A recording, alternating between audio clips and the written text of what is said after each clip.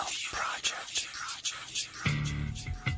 Our own planet is only a tiny part of the vast cosmic tapestry, a starry fabric of worlds yet untold. For the next 90 minutes, your mind shall become engaged with minds that are very much like your own. Join Paul Cagle, Sushi, and Springwolf as they discuss various topics and people that we all have questions about. You're taking part in the Enigma Project. Hello everyone and welcome to the Enigma Project. My name is Paul Cagle and tonight we will be participating in our July Freeform show and playing Truth or Tale. But first I would like to introduce my cohorts in this madness, Springwolf. Yo. And Sushi. Hey, everybody. How you guys doing? Good. I had a great weekend, and I know you did. I know you had a great weekend. Yes, I did. I went to LibertyCon, where I got food poisoning Thursday, of all things, and was kind of sick and missed a couple of panels, which I apologize for to anyone. I don't think anybody listening to this show went, but, it was not a fun. That part was not fun, but I did have fun at the con itself. So, well, I think Saturday night half the convention came and joined me at the Weird Al Yankovic show. They did. Just a few blocks up. Yes, they were all there. They did because I had several friends that left the con to go to the Weird Al concert. Mm-hmm. So. Did you enjoy it? And it was awesome. I did. We had a ball. I took my two oldest girls, and we just danced and laughed. And he is a amazing performer. Yeah. And they had huge video screen. Everything was synced up with the video. It was incredible. Just incredible. Costume changes all over the place, and lots of funny videos he was showing while they were changing costumes, and it was just great. It was nonstop. There was no weird quiet lags, in between songs. Like our show? Just go, go, go. No weird quiet lags like our show? Yeah, like our show or, some of mine. Yeah. Yeah. So it was great. So how are you, Spring? Oh, I'm sick again. Let's go on to something else. Right. Well, I'm still recovering. I hurt all over from throwing up all night Saturday night, and yeah, it's not pleasant. When I cough, I feel like someone's stabbing me or hitting me in the chest with a sledgehammer. So, yeah. I have decided the worst part about not feeling good, no matter what it is when you have a fever. Yes, I agree. Yeah. So if you start talking crazy on the show, should we attribute it to a fever or? Well, I don't know. You know how when you're tired of being, getting sick, and then you get better, and then something else happens, and you get better, and then something else happens? I'm getting grumpy. Fed up. I understand completely. Trust me. Although I've been thankfully not sick until really I got the food poisoning. I know. I'm just tired of crap happening. I would like to go a day without hurting. Yeah, me too. Yeah. It sucks getting old. Mm-hmm. I'm done with this. It's better than the alternative, but yeah, it does. I don't know about that. All right. I can have more fun hunting than this. Only if I make a lot of money from it, because we need you for the show. But okay, I'll come back and I'll visit you both, and we'll figure out a way how to make you all some money, because I don't care. Okay, we already have trouble with Skype as it is. Skype with the spirit realm and a dead co-host would not work well, so let's not do that. So, and I apologize for last week's blunder. Apparently, my Flash wasn't updated. So when I tried to log in through Nicecast to do the show, it wouldn't log in because I needed to update that, and I didn't know it. So, whatever. Anyway, we're on now, so. Yay, here we are. I want to remind everyone to check out enigmaproject.com. You can see the shows that we have coming up, past shows that we've done, and you can send us questions or comments from there. You can also send questions or comments to Paul at enigmaproject.com or call the hotline at 423-521-2930. And please check out Spring's blog at springwolf.net, and please help spread the word about the show. You can still hear in my voice that I don't know if you guys can hear it, but I can hear it, where I was throwing up on that Saturday night, that I'm still kind of raspy and all that. But anyway, if you missed last week's show, so did we, and the one before that. Well, we missed last week because it was a holiday, but the one before that we missed because of not being able to log in. But the one before that was on Synesthesia, and you can check that on iTunes, Stitcher, and on our website. Our next week's show is going to be on the show that never gets made, Astral Travel, Near Death, and Out-of-Body Experiences. Third time's a charm, right? Isn't that what they say? Yeah, right. It will work next week or else. If you're listening live to this right now and want to join the chat room, then you can go to www.enigmaproject.com, AENIGMA, project.com/listen-live and join in the madness. So there's that. If you are not familiar with our Freeform show, it's basically where we answer any questions or comments that come into us from various and sundry places from our listeners or friends, or we talk about whatever we want, and sometimes we really do talk about whatever we want. But Spring, didn't you say you had a question? Yeah, somebody sent me a Facebook message, and they asked. Let me say exactly what they asked, and then I'll slightly interpret it. With all the negative energy in various topics and around the world, is Earth doomed? Is this karmic punishment? Now, the way I look at this, we're talking about the current conflicts that we're overloaded on the news with in the past 2 weeks. Let me just say this real quick. That is the truth. Yeah. I'm sorry, go ahead. Yeah, I think we're seeing a lot of heightened conflict between religion and between race.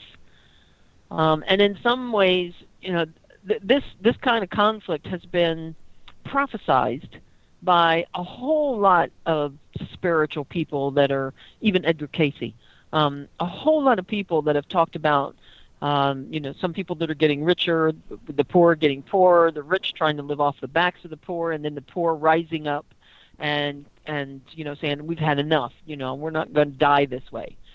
Some of it is because of race. And there's a lot of people that think that's just here in the United States, and it's not. It's something that's around the world. We just happen to be in the news with it right now. But that's been a long-standing thing around the world too. And then, of course, we know the conflicts between religions. But it's not just Christianity against Muslims or Muslims against everybody else. No, I think it's Christianity against everyone else. Sometimes because I they think hate everybody. Yeah. Anyway, do I think, the question is, do you think we're doomed? I don't think we're doomed. Is it karmic punishment? I don't see it as punishment either. Right. I agree that I don't think it's karmic punishment, but I do think we are doomed unless we somehow, we have to straighten this up, straighten ourselves up, and stop acting like fools, because there's a lot of negativity in the news and around the world, and people killing people for stupid reasons, and just everyone's offended by everything. Who cares if you don't agree with gay marriage? Don't get gay married.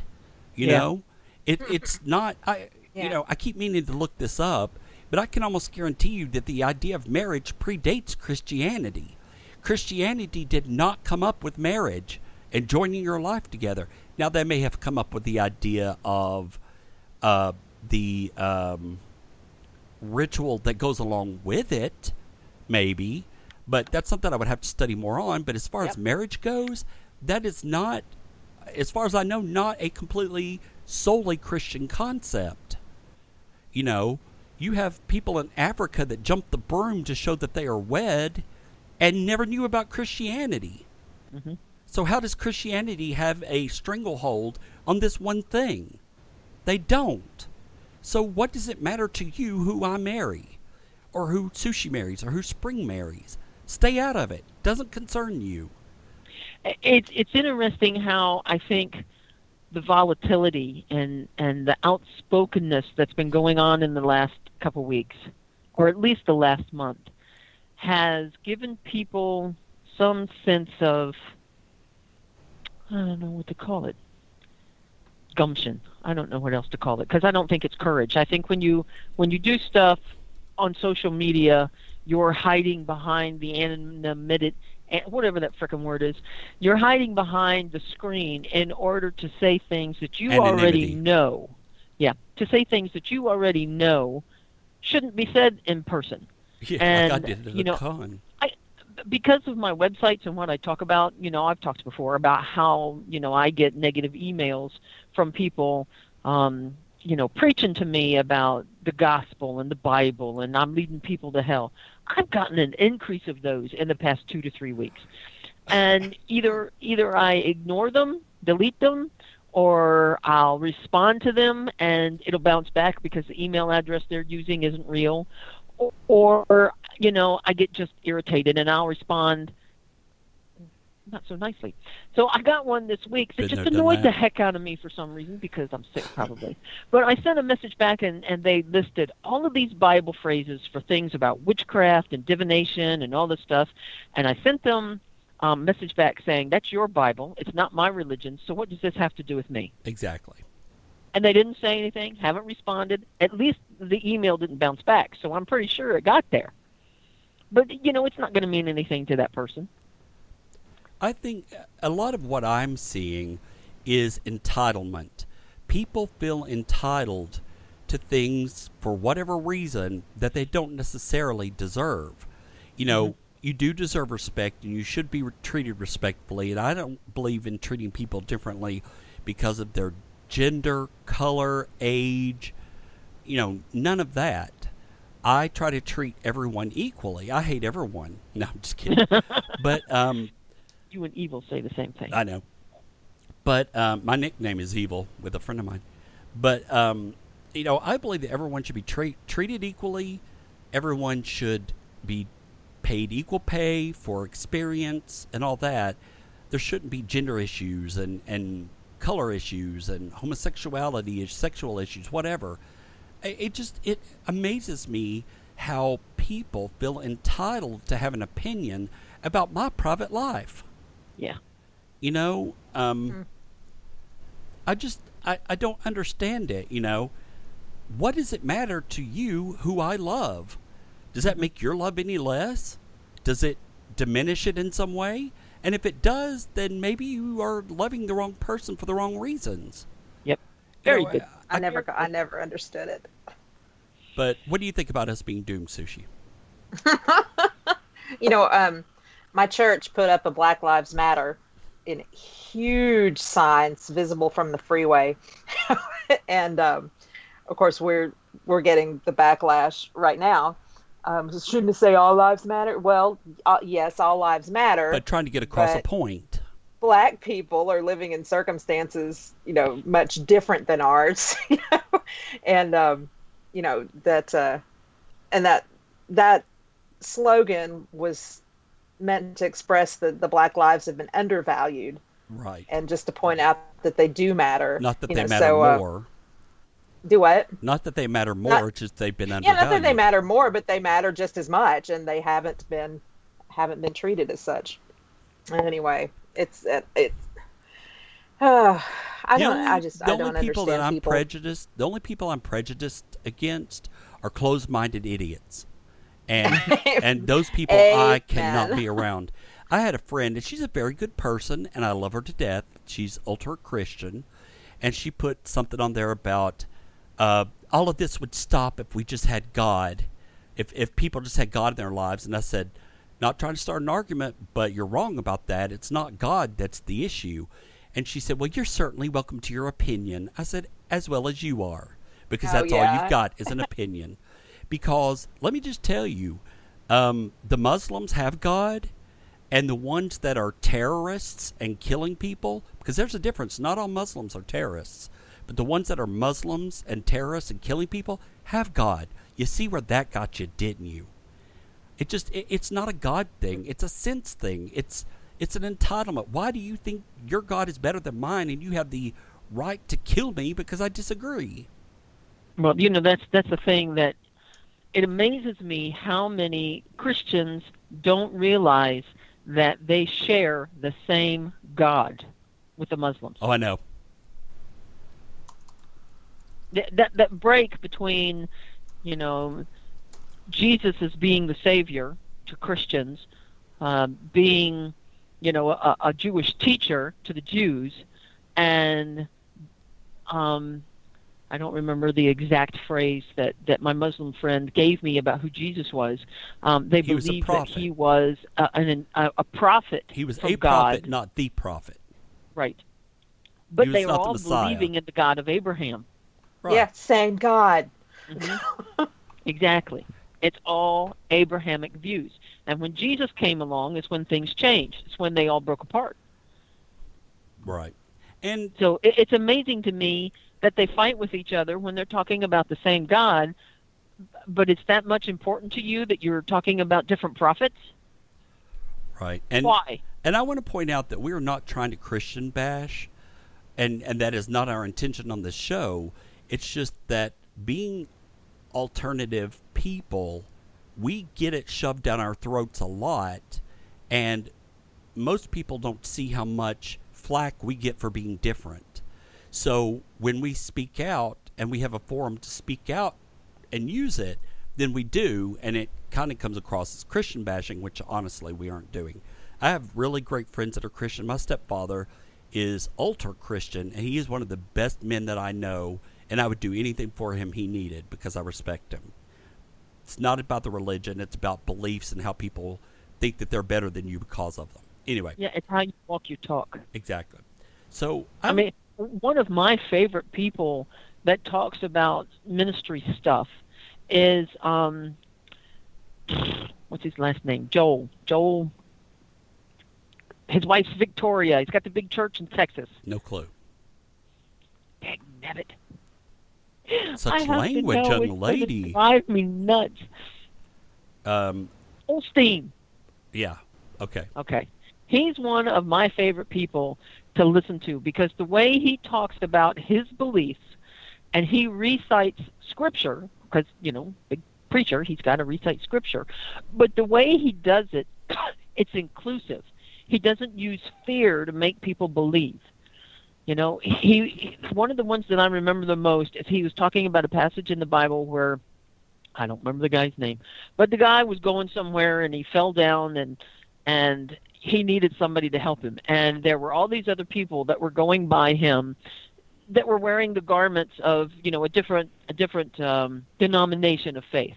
And they walked past this guy because he wasn't of their faith. They just kept walking past him. And then there's this one guy comes up and he sees this man laying on the hillside and he needs help, and he stopped to help him. And somebody asked him what was he doing? Why was he helping this guy? He's not of their faith. And he said, he's my brother. He's a man. Right. Now, he went through that speech, and, he knew who he was talking about, is Israelites and, the ites and ISIS and ISIS, and, he knew who he was talking about. I had no idea. But the way he told the story, it wasn't focusing on the labels that we give to community. It was focusing on The individual. we're all human and we're all here on this planet and we need to take care of each other no matter what. Exactly. And if we don't, we are doomed, because I do Right. think Now- something bad's going to happen. Right. Now, if everybody would walk that talk, we wouldn't have some of these problems. Right. And It doesn't matter if it's quote-unquote God. It doesn't matter if it's the sun or the moon or the goddess. I Believe agree. in what you want because it does nothing to what I believe. Yep. It might make me understand you more, and therefore I can practice tolerance with what you believe as long as you're not trying to shove your belief down my throat. Well, and it's not just that. It's the belief that they're right, you're wrong, and they're going to force it on you no matter what. That you're going to see their way of things, or they're going to persecute you and hate you for it. And I'm just like, you just have to hate I me always because think I'm not. your guess is as good as mine. Exactly. All right. I hate Exactly. talking about religion, and I want to move on. But Okay. there's Well, the reason that I wanted to talk about this subject, Yeah. one of the things that If you follow the change in energy around the cosmic cycles change every 7 years. And when they change, they are influenced by the energy of the chakra system in the human body. And when those energies meld together, they're affecting different parts of social consciousness. This one that we're in is moved into survival of the most spiritual. And that doesn't mean who's got the best religion. It means who talks and walks their walk. Right. And we're moving away from that realm of you have to be like me or you're going to get killed, which is, the Muslim perspective. But to a big degree, it's also the Christian perspective. To a big degree, it's whatever side you're on, that's the negative side that's hating people because they're different than you. That energy is dying out. And all of us, we all have the ability to feel the energy around us. We can walk into a room where an argument has been happening and you can feel the tension. How many times have you had somebody say to you, you can feel the tension and cut it with a knife, but then turn around and ask them if they're psychic and they're going to say no? Well, you know something? That little bit of gut feeling is being psychic. So everybody on the planet can pick up on that subtle energy. And those people that are picking up on it and they're on the negative side, they're scared. They're scared to death. And they're fighting tooth and nail to stay relevant. But they're not going to last because the rest of us are moving on. And see, I see it as the exact opposite. I see things are getting worse and worse and worse, and good is that the bad is outweighing the good, and then it's just tipping the balance to the point where we're going somewhere bad, and we're going to regret it if we don't straighten our butts up. But well, I think right now it seems like it's getting worse because the negative side is getting the attention. How many times do you see the news that are reporting something good? Not very often. I think we lost Sushi. Ruh-roh. She probably hung up. She's probably like, I'm done with this conversation. Click. You know how she gets. Yeah. Cray, See if you can add her back. I tried. Because I don't know what happened. She was having trouble before we logged in, though. But keep trying. Anyway, I think the dark side is just getting more attention. I hate calling it the dark side, but yeah, I think the negative side is just. It's like I was saying a couple of weeks ago on Facebook. Not today, darkness. Not today. There you go. Yeah. I have a question I wanted to ask, but I wanted to wait until she comes back so she hears it. Okay. But we're not sure what's going on with Skype. Sushi had issues before we logged in, and then it was just issues and issues and issues. So who knows? But one of the things that I wanted to ask, and this is probably more of a me and spring question anyway, but a friend of mine brought this up today, and it just made me think. And he asked, can a crazy person with a lot of negativity cause a haunting? And I thought that was an interesting question. If someone is truly mentally unbalanced and they are just crazy and mean and out there, can they draw paranormal energies to them and make things happen around them? Well, I think if you believe that what you put out you get back, the answer would be yes. And I do to a certain degree. I do believe like draws like, sympathetic magic, like calls to like, because usually if you have really good friends, you have something major in common with them. Mm-hmm. Either a belief system or a sense of humor or experiences or something like that. So I do believe that you draw people around you that are a lot like you. So I do believe that, but I was wondering if like the crazy part of it could actually draw paranormal energies, like attract it. Like they're like, ooh, this person's crazy. Let's go feed on this one. It's plenty to work with here. Right. Well, I think from purely a metaphysical point of view, you attract the energy that you put out. So let's say you're a crazy nutbag and you're mean and all that kind of stuff. You're going to put that energy out and all of the thoughts, no matter if somebody's there or not, because you could be delusional or you could be getting it from TV or whatever. You're oozing negative energy. And other negative energy, like a ghost that's angry that they're dead, could be attracted to that and come to that energy because it makes them feel like they have, I think it's the same thing as if everybody's alive. They come because the energy feels good, feels like they've got a friend. It feels like there's somebody else there like them, and they're attracted to it. So they come to it, and all of a sudden you have a ghost haunting a house. And Why not? There is the theory that ghosts and some entities feed on negative energy. And so if a crazy person is putting off negative energy, negative vibes, they're going to go there and feed on it and become more powerful. Mm-hmm. The other part of that was I wondered if instead of drawing paranormal energies to them, if they didn't just make it happen with their chaotic energy itself, like a poltergeist. A poltergeist is allegedly the energy of usually a teen girl going through puberty. And I was wondering if, like, a crazy person, I'm using that in the loosest sense possible, just to give everybody a loose framework of what we're talking about. So not everybody out there with mental issues, but, just those, the crazy ones when you see them. The ones that you're kind of afraid to get near, and their energy automatically puts you off. And you're afraid to walk near them on the streets or talk to them because you're about to get, this backlash of crazy all over you. But I wondered if instead of making paranormal, or instead of drawing paranormal things to them, their chaotic energy made paranormal things happen around them, like a poltergeist. Sushi, are you back? I am total shutdown, total Okay. freeze, Wow. I was like, holy cow. Anyway, I'm back. Sorry. Did you hear the question? No, what was the No. question? Basically, the question was, a friend of mine asked if a truly crazy person with negative energy could draw paranormal stuff to them and make it Ooh. happen around them. Ooh, that's an interesting question. Yeah. Like a real, truly negative person that's just way out there and talks to themselves and sees and hears things and screams at people and just is semi-violent. Do you think those people could draw entities to them from the paranormal realm? I don't know, Paul. I guess it's possible.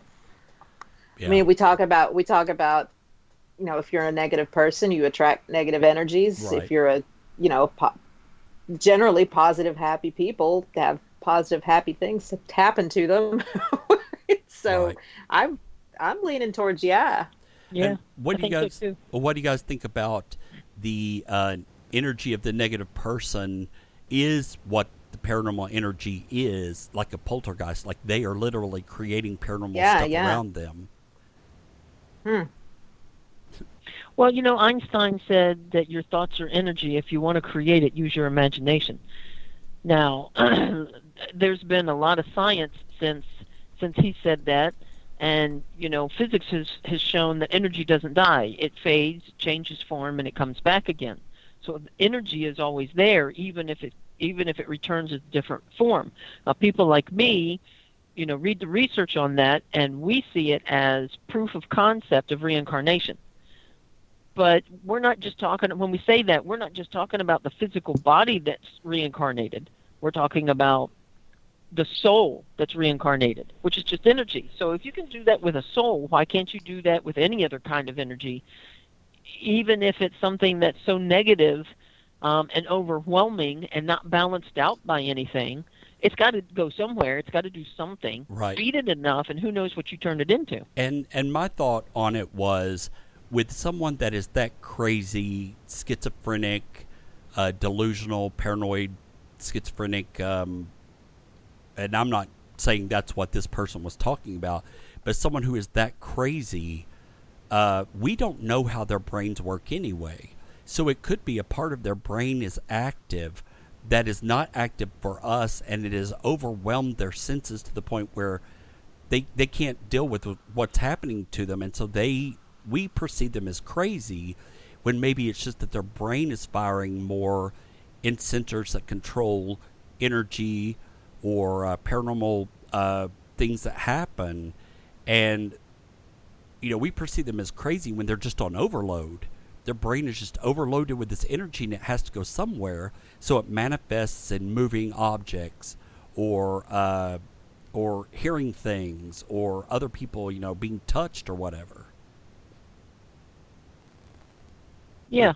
Mhm. I think some of it has got to do with, I believe that our ultimate goal is to learn balance.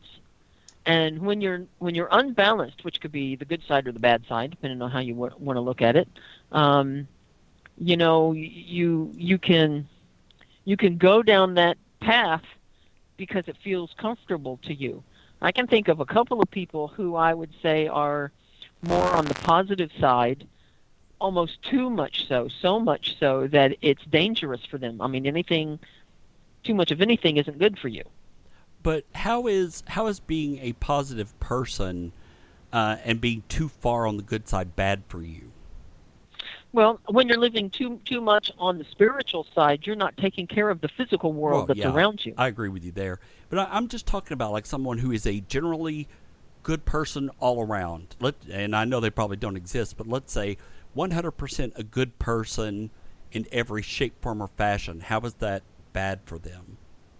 Well, think about the person that would do anything to help somebody else because it would help them. How much are they willing to give of themselves in order to help that person survive? Are they willing to give the shirt off their back in the middle of winter? Puts them at risk. Are they willing to give somebody, a body part so that they can live, but taking that body part means they're going to die? That's not a good thing. Is it somebody who thinks that overwhelmingly they need to go? I know a good example because I remember reading this a couple years ago. There was a medical doctor, I think this was like in the 30s or the 40s, who found out about this tribe of people that have an inherent disease. The whole tribe has this inherent disease. And he said to people, we can cure this. We have the antidote that can cure this, and these people can live better. Well, the problem with this thinking is that these people weren't living badly in the first place. They had the stuff within their system, but it wasn't creating the ailment and the deadly disease that was associated with that. So he goes to this place in the middle of Africa and tries to share the antidote with all these people, and because they were never in outside human contact, he ended up giving them a disease that he wasn't there to take care of, and he killed the entire tribe. Dang. Yeah, so no matter how good you think your intentions are, if you're not thinking it through for what the bad stuff that might happen, then you're not being balanced. You're not thinking everything through, and I think that can happen whether you're talking about good energy or bad energy. And I think those are all great points, and I'm glad I asked that question, because that's how great a show host I am. No, I'm just kidding. No, but I think those are all great points, and I'm glad you answered it. The one thing that I was thinking of, too, was if you're always a positive, good person, there may be certain lessons in life you aren't learning that you might need. Yeah. Sometimes you need to learn to be selfish so that you don't freeze to death. Yeah, there's nothing wrong with learning because how to somebody say else no. didn't plan, Right. There's nothing wrong with learning how to say no. Sushi, can you hear me right now? No, she got kicked off again.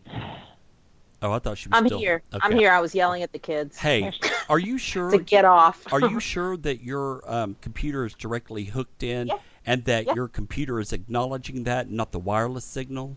Yeah, no, it's Okay, I just wanna make it's sure. got the little pluggy. It's the internet or something. I don't Okay. know, or my bandwidth. I don't know. I was fussing at the kids, but they're not on. I was just yelling, "Who's on?" And they're like, "Nobody."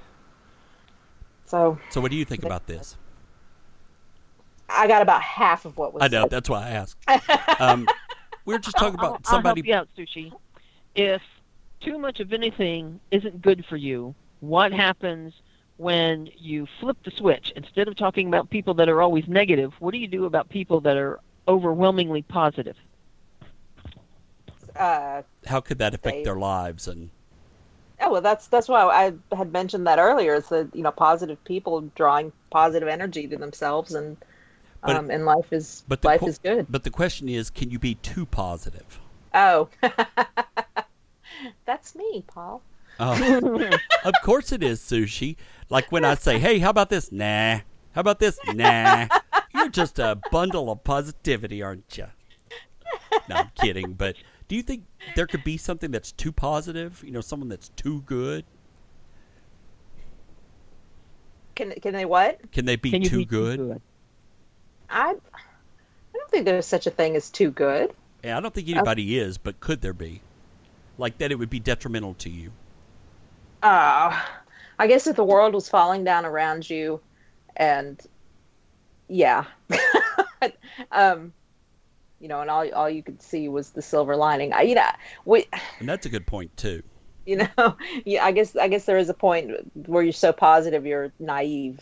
Exactly. Yeah, and I think that's a very good point. You're not thinking things through. Yeah, I was just wondering because I'd never thought about that, and a friend of mine contacted me today over IM and said, "Hey, I live with this crazy woman who is so crazy that crap happens around her all the time.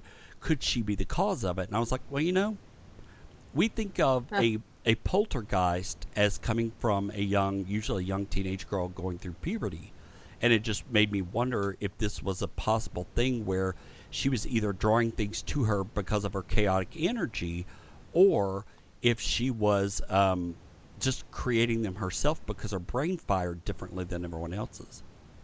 And I've often wondered, and I'm sure I'm not the only one, you guys have probably heard this before out there in the potosphere, but, you see the crazy people talking on the streets to themselves. How do we know that they aren't advanced and they're actually speaking to an angel or a higher master or to another crazy person on the other side of the world that we think are talking to themselves? I always thought that the crazy person walking down the street muttering to themselves, like, who are they talking to?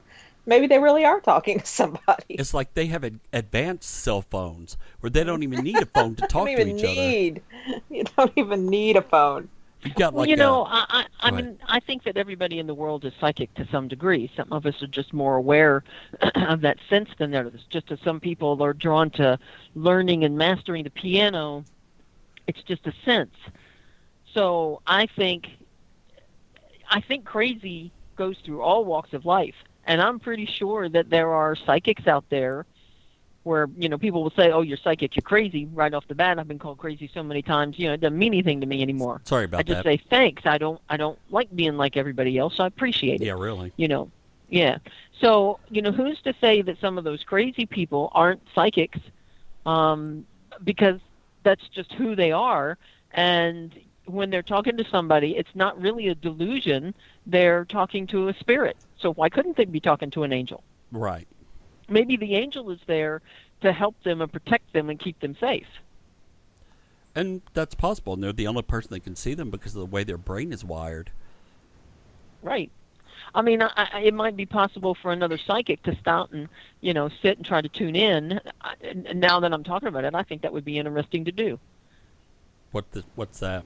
Oh, To tune sit into with a crazy person? Yeah, somebody Or- who's crazy enough that they're talking to what everybody else is an invisible person. I would like to sit next to them and try to tune in to what it is that they're talking to and see if it's really a ghost or a spirit or an angel or whatever. Yeah, that would be interesting. If you ever do that, let me know, because I would be Okay, curious. I have to meet that kind of a crazy person. Well, go walk on a crowded city street somewhere downtown, and you will find one. Well, I've talked to people that are living on the streets before because, I think when they sit there and they look at you and they say hi, they're just wanting somebody to say hi back. So I've said hi back. Well, we went to a friend's birthday party a couple of weeks ago, and there was this older woman kind of slumped into one of the doorways. And, I kind of asked her if she was okay, and she starts screaming at me about Jesus Christ and how, What? yeah, she starts screaming at me about just how people are going to hell, and, just getting violent and screaming at the top of her lungs. And then I just turned around and walked away. She's like, "Hey, I'm talking to you. You, hey. And I was like, girl, I'm out. See you, bye." And the because I'm not going to let somebody just sit there and scream at me. If Jesus has a message for me, he can, Damn well give it to me. put it through someone that's not going to be screaming at the top of their lungs and maybe throwing their feces at me at some point. You never know, and I don't like that kind of stuff. But I tried to make sure she was okay, and she just started screaming, and I'm talking to you. Hey, because usually the next thing out of their mouth is, hey, can I have $5 for some food? And they go buy some booze with it and get drunk, and you can tell they're drunk off their butts anyway. They lie about it. Not all of them. Anyway, this is not social commentary hour. I told you, if you don't send us questions, we talk about whatever we want to. Right. Yeah. Well, so one of my friends posted a thing on her Facebook page today, and she was talking about how she's sitting there on Facebook while she's watching the news, and everybody's talking about what we need to do to fix the Black Lives Matter kind of thing, and support the guys in blue, the guys and girls in blue, and she sees all these people that are sharing posts on Facebook like that's going to do something. And then she looked at the TV and she sees all these people that are going out, and black people hugging the cops. Cops that are doing good things to help, the poor people and the struggling people in their communities. And she said, those people that are sharing stuff on Facebook and social media, they're not doing anything to change stuff. You want to do something, get off your ass, get off the couch, go outside. Well, I think with social media, and I agree with what you said, but I think with social media, it's more of a platform for your friends that are idiots for you to try to set them straight. But then they think the same thing about you, so you're really not getting anywhere. Right. I haven't seen anybody change their mind from a post on Facebook. Exactly. Neither have I, but I've put a couple of things on there. I don't remember if I said something on the show a couple of weeks ago, but I decided, I don't remember what got this started, but I decided that when I go out and I see somebody that looks good, or they look like they need a pat on the back, I started telling people, they're cute, you're pretty. I saw this lady in the candle store, and the first word that came to my mouth wasn't that she was beautiful, but that she was exotic. And I told her that. I said, I turned around and I said, oh my God, you are exotic. And she blushed and she said thank, and gave me a big boost and a big smile and all that kind of stuff. Well, when we walked away, we were going on our way to the register. We walked away. I turned around to look at something, and something made me look back at her, and she was crying. You don't know what it is that you say to someone that gives them a boost. That is the one thing they needed to hear. Right. To get up the next morning and face another day.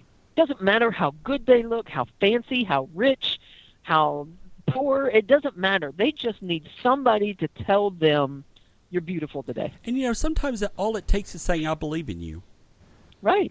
I've noticed with my friends here lately, some of them, that I'm not lying to them, but all I have to say is, they're like, I don't know if I could do this, and I say, I believe in you. I know you can do it. And just saying those words gives them the energy to try again or try harder or to determine that they're going to succeed. And I put this out there on Facebook the other day, and we're talking about Facebook messages. I said, with all the negativity going on in the world, this is where the Not Today darkness started. With all the negativity going on in the world, we need to stand together and show some positive.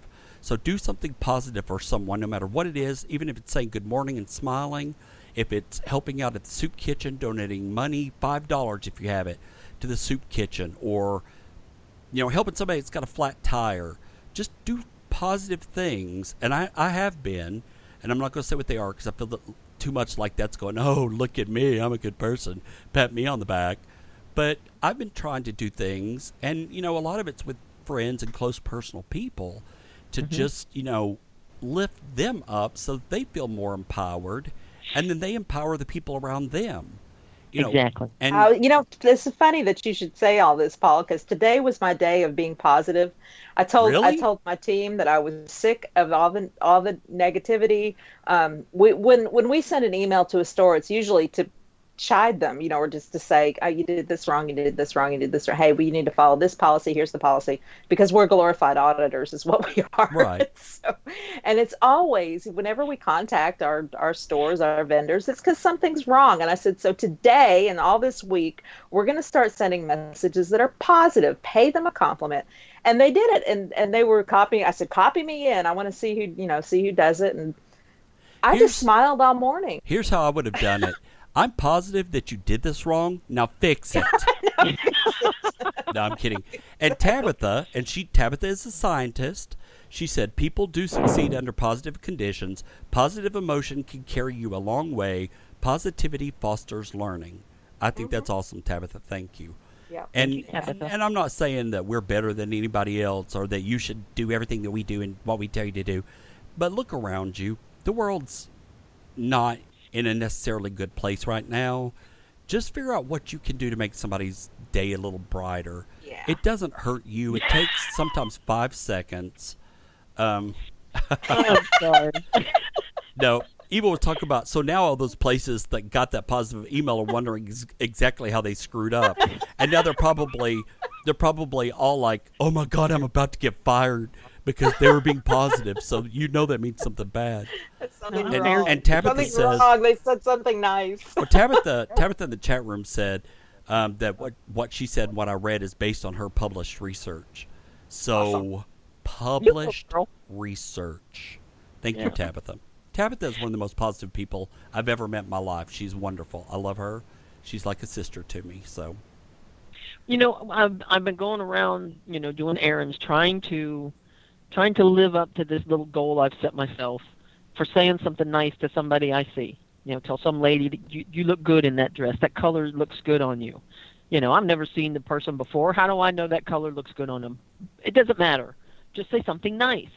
So I had to tell my son that I'm telling the story of the exotic woman. I'm telling that story over and over and over again, because if I can influence somebody that they will turn around and do that to somebody else, then look how many people you can touch in the world and how you can start changing things.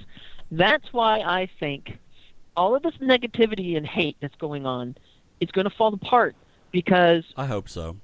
we're changing people one at a time. I think we're heading somewhere bad, to be honest with you. I think it's going to get much worse before it gets better.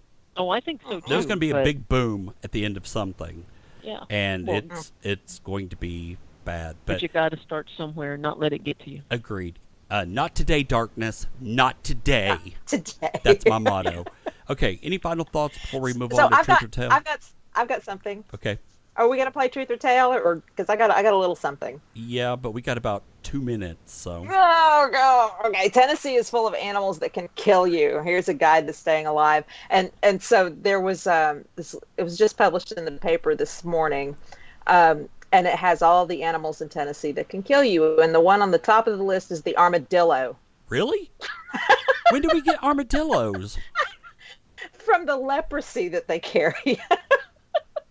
Not today, Wow. leprosy. Not today. I know. So there's the usual suspects: the black bear, the coyote, the wild boar, and a few others. But then there's a list published by the CDC a few years ago where Tennessee is number Were zombies 5 on out it? of the number 5 out of the 50 states in terms of where one is most likely to get killed by an animal. Really? Texas is number 1. I would have guessed that, but Tennessee wouldn't have been in my top 10. I know, not in the top 10 anyway. Well, if what's his name? Angus. I couldn't remember his name. If Angus were on, we could compete for deadliest Yeah. place. Yeah. 'Cause Deadliest Australia, place, I'm sorry, anything but can Angus kill would you. win hands over And feet. everything Yeah. in Australia is Everything. trying to kill you. I know. Absolutely. All right. So So Spring, North Carolina is number 4, and then there's Florida, California, and Texas number 1. So there you go. Sushi? Yes. Shut up. nice Sorry. infighting. Sorry. I'm just letting you know. Just be careful out there. Sushi, Yeah. sushi, We'll be berries, there in a couple berries. weeks. Yeah. Yeah, there's bears in North Carolina. Oh, well, we got bears here. There's a couple of little black bears that have been seen running around in some of our subdivisions. There's a place not too far from us, maybe 3 miles from us, called Lake Landor. I don't know what it means, but it's a nice lake community, and one of the little black bears has been seen over there. So we get little warnings every day from the sheriff's department saying, don't feed the bears. Don't make it easy for them to find food. Yeah. And you'll draw them to you, and that makes it dangerous. Yeah. All right. So we are going to move on to Truth or Tale. If you're not familiar with this game, it's where I have 3 stories I'm going to read, and you have to decide if it's crazy enough to be true or just so stupid that I made it up. And honestly, sometimes you can't tell the difference. All right. So number 1. A weird new machine enables a dog to pet its owner. Truth or Tale? A weird new machine enables a dog to pet its owner. Truth or Tale? Did you get that, Sushi? Yeah. I got it, but I'm going to say tail. You don't need a machine to do that. the dog might, right? I've had dogs my whole life, and if they want to, snuggle up and pet you, then they just come and do it. Okay, now granted, when the wolf came and did it, he knocked you over, but, he still came How and did it. cute. Oh, the chat room's saying truth. I'm going tail also. Okay. You guys are saying tail, and the... Oh, God. I don't even want to know. And the chat room says truth. Japanese, Okay. Yeah, Japanese porn is so weird. That was from Evil. All right. That had to... That is the truth. What? Wow. Why? Exactly. A bizarre contraption called the Affectionator gives a dog the chance to pat its owner on the head. We featured some peculiar inventions on the site over the years, but this one, a dog-operated petting machine developed by YouTuber BD594, is perhaps the single most bizarre of them all. Known as the IoT Robot People Pet Affectionator, the device consists of a robotic hand mounted on a special apparatus which pats the target on the head when a certain button is pressed. The idea behind it was to make it possible for a dog to reciprocate its owner's gestures of affection, like they don't already lick you and pull your hand over to them when they want to be petted and everything else. One day, while giving my dog T-Bone a scratch behind the ears, I came up with this silly idea. The video description states, a robot Silly which is can, right. yeah, a robot which can give your dog a pat on the head and then reward him with a tasty treat. What? A robot which can give your dog a pat on the head and then reward him with a tasty treat. Best of all, the dog can also reciprocate the same attention. This is one gadget that you certainly won't be finding for sale in the shops anytime soon. All right. Yeah, I think he's got like $1 billion company there. Crazy enough to be true or just so stupid I made it up? All right, so number 2. A Russian robot escaped its lab and caused a traffic jam. Truth or Tale? A Russian robot escaped its lab and caused a traffic jam. True. True. All right. That is the truth. I cheated. I read about this last week. Aw. Yeah, it was supposed to be for 2 weeks ago, and because everything happened, Designed to engage in meaningful interactions with humans, this cute little robot has a computer screen on its chest to show information and can even change its eyes to show love hearts. Earlier this month, the company who develops the robot had been testing out their latest model when an engineer left the building and forgot to shut the door, a mistake that would see the adventurous contraption attempt a daring escape out of the facility and down the street.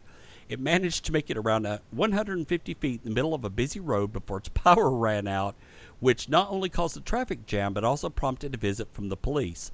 The firm has since admitted that they may have to dispose of this particular model due to a bug which sees it constantly heading towards the exit. However, a public outcry on social media asking them not to destroy it because it is alive has taken them completely by surprise. Yeah, there's a reason it's trying to escape. Yeah. So whatever. Yeah. We just got one more, Sushi. What? We've only got one more. 6 minutes. I'm about to give up, Paul. Yeah, I know.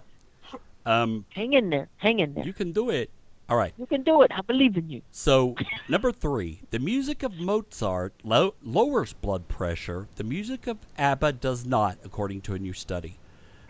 Truth or Tale? The music of Mozart lowers blood pressure. The music of ABBA does not, according to a new study. Truth or Tale? I would say No. it's true. I'd say true. Okay. You both were saying truth? Yeah. All right. That is the truth.